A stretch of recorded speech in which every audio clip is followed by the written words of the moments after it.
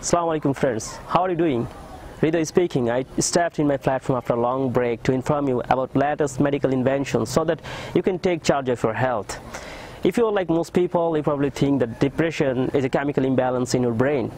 But today in this video, I'll share with you some latest medical studies proving you wrong. That depression isn't a chemical imbalance in your brain, rather it's the problem in your gut.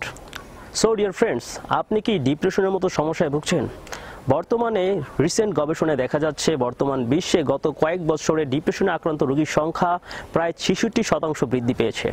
এটা এই জন্য যে আমরা বর্তমানে আগের থেকে বেশি বিষণ্ণতায় ভুগছি, কারণ আমরা মোবাইলে সোশ্যাল মিডিয়া ব্রাউজ করছি বা বাচ্চারা হেভি গেমিং করছে, যার ফলে আমরা আমাদের ব্রেনের মধ্যে ফিল গুড হরমোনের সংরক্ষণকে কমিয়ে ফেলছি, লাইক ডোপামিন, সেরোটোনিন। এগুলো অতিমাত্রায় ব্যবহার করার ফলে যখন বাচ্চারা পড়তে বসে বা বড়রা কর্মক্ষেত্রে কাজ করতে বসে, তখন তারা মনোনিবেশ করতে পারে না, তারা ফোকাস করতে পারে না।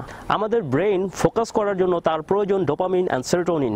এগুলো হচ্ছে মুড এনহ্যান্সার নিউরোট্রান্সমিটারস, যা আপনাকে সতেজ রাখে, আপনার কর্মের ক্ষেত্রে মনোযোগী করে তোলে।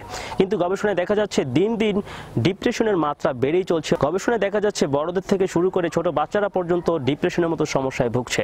সো আপনি কি করে খুব সহজেই ডিপ্রেশনের মতো সমস্যা থেকে সেরে উঠতে পারেন? ডিপ্রেশনের মতো সমস্যার জন্য সেরোটোনিন রিআপটেক ইনহিবিটরস লাইক ডক্টররা প্রজেক্টের মতো মেডিসিন প্রেসক্রাইব করে থাকে। আর এই জাতীয় মেডিসিনের অজস্র সাইড ইফেক্ট রয়েছে, লাইক আপনার ওজন বৃদ্ধি পাওয়া, আপনার হার্ট রেট বেড়ে যাওয়া, ক্লান্তি অনুভব করা, রাতে ঘুম না আসা, ইভেন এমনকি অনেকের ক্ষেত্রে আত্মহত্যার প্রবণতা পর্যন্ত দেখা দেয়। সো আমি আজকের ভিডিওতে আপনাদের সাথে ন্যাচুরোপ্যাথিক একটি মেডিসিন শেয়ার করব, যা রিসেন্টলি একটি গবেষণায় খুবই কার্যকরী প্রমাণিত হয়েছে এবং এটির side effect 0।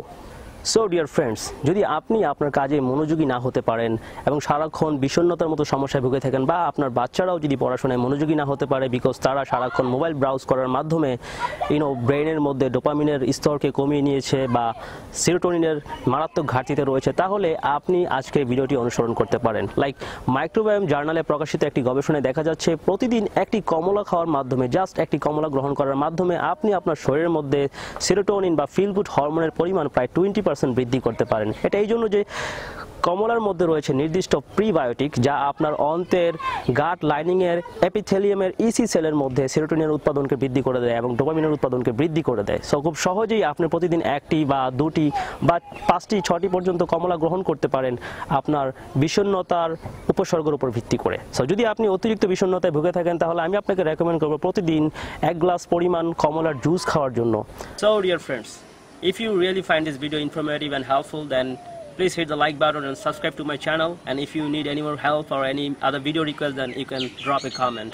Thanks for watching the video.